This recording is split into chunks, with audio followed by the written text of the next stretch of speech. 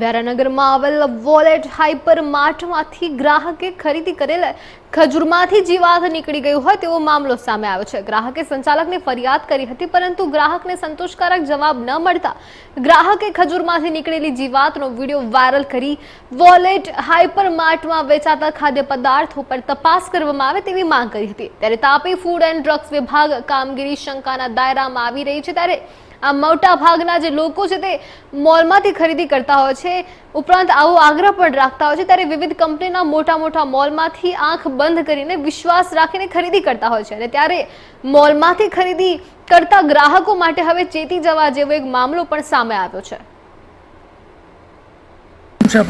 મારું નામ સૈયદ જુબેર જી, શું કહેવા માંગો છો?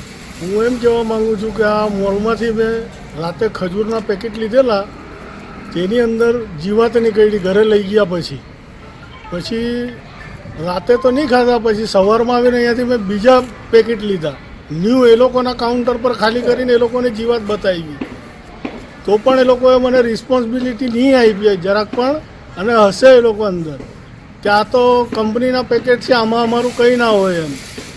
તો આ લોકોને શું જવાબદારી છે આ મોલવાળાઓની? શું તમારી શું માંગ છે?